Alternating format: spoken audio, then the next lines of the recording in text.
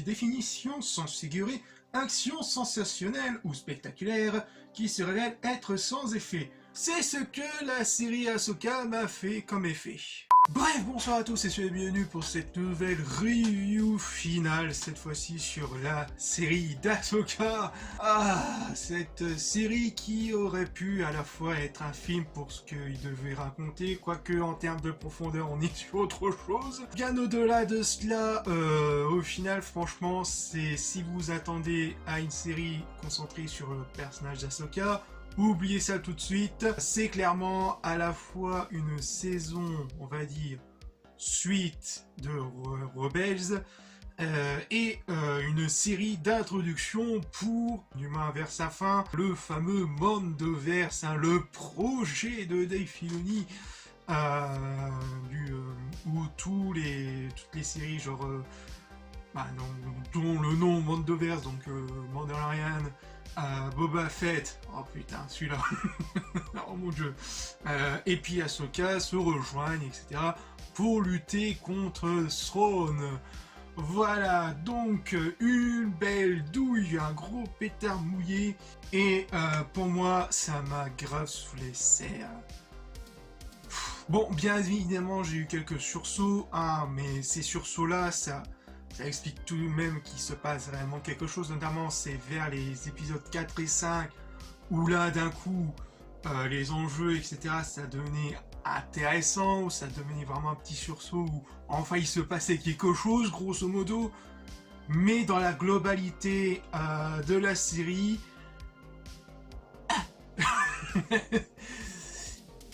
il n'y a pas grand chose à se mettre sous la dent, voire même, il y a pas mal de choses à dire. Il y a de très gros problèmes au niveau construction narratif. À tel point tu te demandes si au final ça serait pas une série concentrée sur Sabine. Car généralement sur les actions qui enclenchent la narration, on est plus du côté de Sabine. Enfin, la série donne plus l'impression que ça concentre plus sur Sabine que sur Ahsoka. Alors oui, on a au moins un épisode qui se concentre un peu sur Ahsoka, sur ses problèmes de dilemme, etc. Ah, mais je peux pas m'empêcher, par moments où vraiment ça joue sur l'effet nostalgique, tel un trousseau de clés, oh regarde, oh t'as un Anakin, oh. Je peux pas m'empêcher de penser à ça à chaque fois. Il y a bien évidemment quelques plans assez intéressants, notamment avec Anakin et Vador, enfin ce petit côté mise en scène qui est plutôt cool dans un premier temps, mais après tu sens vraiment que ça redevient redondant, ça devient presque lassant, cet abus de fanservice qui en a, mais des tonnes et des tonnes juste pour remplir un truc qui, au final, n'est clairement que du vide. Hein. Pour revenir vraiment à Ahsoka, ça se concentre pas vraiment sur elle, quoi. Au final, t'as pas vraiment aussi cette profondeur de dilemme, de pourquoi elle se met vraiment en doute, même si on peut comprendre sur la surface entre sa relation avec Sabine, etc. Mais il n'y a pas vraiment... Dans l'écriture, c'est pas vraiment ça, quoi. Ça explore pas vraiment le truc. On dirait que... Après, il y a le nombre des épisodes, enfin... Ça passe de quasiment à 30 minutes jusqu'à 58, et encore le 58, c'était l'épisode 5, qui, dans un premier temps, il se passait enfin des choses, et puis dans un second temps, tu t'emmerdes, quoi. Mais faut se le dire, il y a vraiment un problème de rythme dans le reste de la série. Bien évidemment, il y a quelques scènes d'action qui fonctionnent plutôt bien, et les combats qui deviennent enfin, qui au départ, vers les 2 premiers épisodes, les combats étaient vraiment mous, ça sentait la chorégraphie, mais vraiment lente, etc. Au fur et à mesure, à partir d'épisode 4, que je trouve que les combats deviennent enfin un peu plus stylés, un peu plus rythmiques, si on peut dire ça comme ça. Mais dans la globalité, pour au final, oui, tu peux mettre de l'action, mais sans rien raconter dedans, quoi. Après, il y a aussi...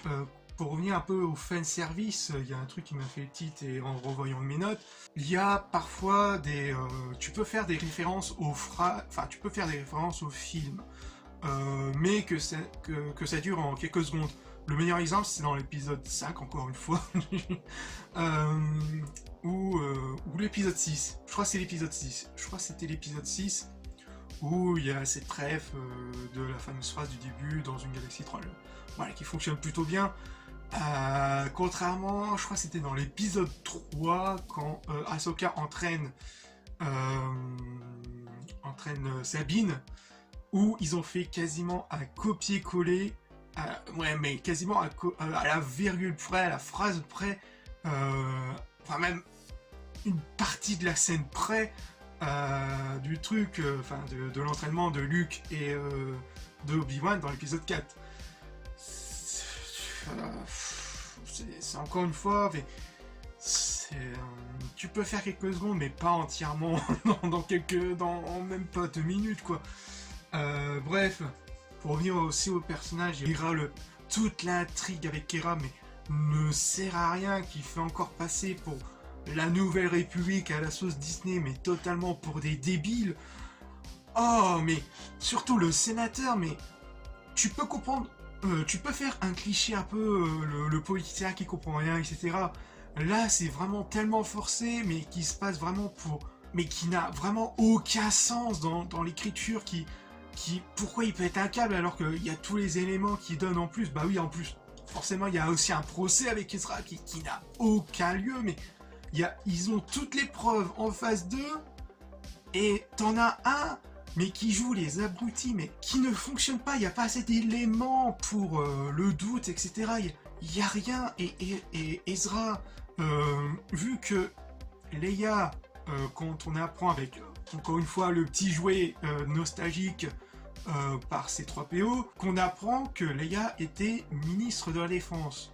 Pourquoi Ezra n'a pas contacté d'abord Leia pour autoriser une mission secrète et qui aurait pu un peu mieux passer dans le truc, au lieu de contacter les autres Gugus. Elle se dit mais qu'est-ce que je prends là en fait, et puis ça se finit sur il a dit voilà.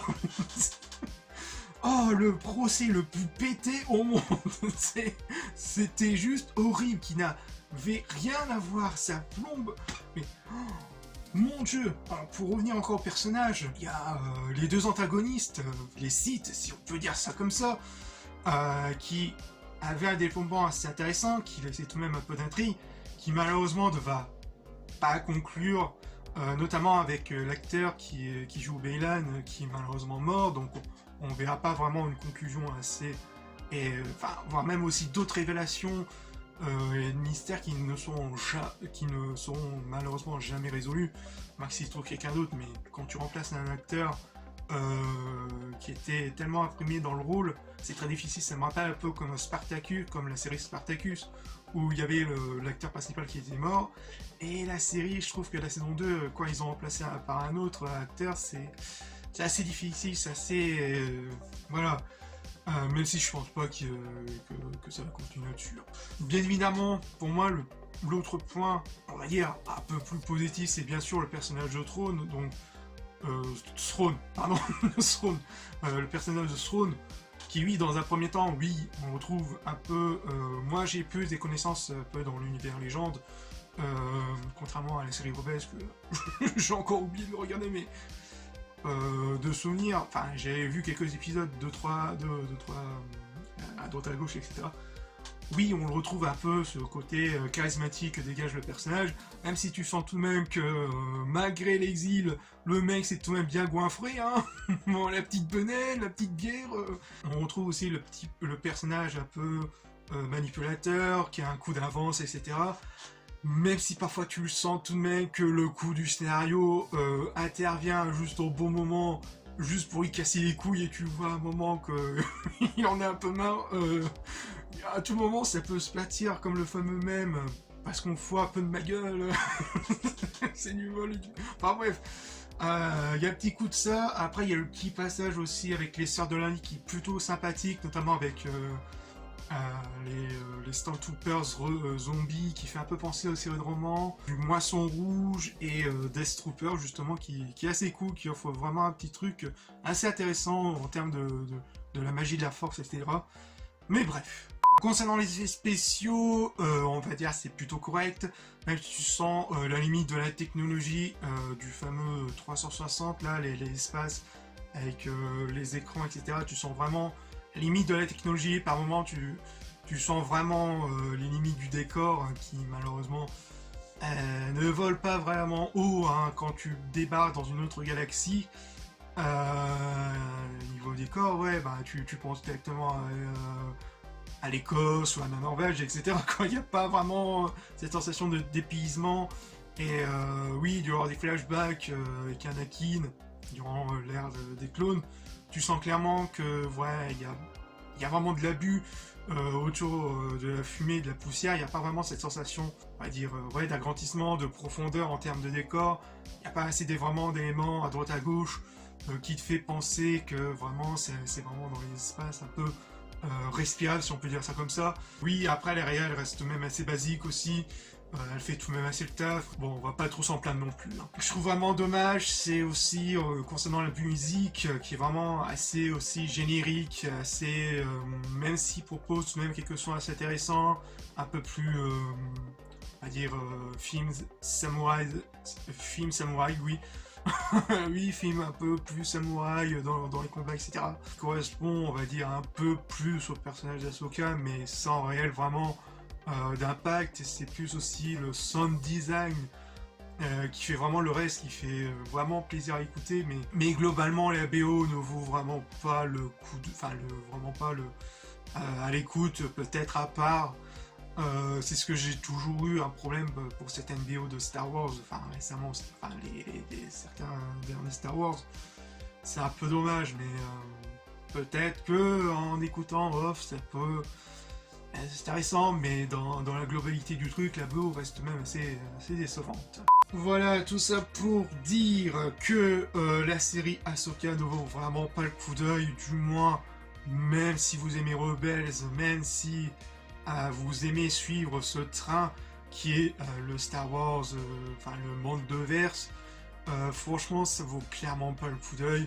En termes de série, je vous conseille largement la série Andor qui propose au moins quelque chose et que il n'y a pas forcément à être obligé de regarder la série Rogue One pour apprécier un peu plus les personnages, car on explore un peu plus son passé, etc. C'est ce que aurait pu être pour moi, à mon sens, la série d'Ahsoka, se concentrer beaucoup plus sur le personnage d'Ahsoka, sur ses dilemmes, etc. Au lieu de nous faire vraiment une sorte de saison supplémentaire de Rebels, une saison d'introduction pour le Mandoverse, c'est un peu dommage. C'est pas vraiment un peu dommage, c'est vraiment décevant. Pour moi, j'arrête là. Pour moi, la série Star Wars de cette qualité-là, si c'est pour rien dire, si c'est pour remplir du fanservice à toujours, etc., qui vraiment saoulant, qui pour moi me pète vraiment les couilles. Franchement, pour moi, la série Andor, pour moi, c'est... même si d'un côté, mon petit péché mignon, ça reste même les 2 premières saisons de The Mandalorian. Mais à part ça, globalement, la série d'Ahsoka ne vaut vraiment pas le coup d'œil. C'est vraiment un gros pétard mouillé. Bref, voilà, donc j'espère que cette review vous aura plu. N'hésitez pas à liker, partager, à commenter, à vous abonner si le contenu vous plaît. Et on se retrouve pour de futures vidéos. Peace!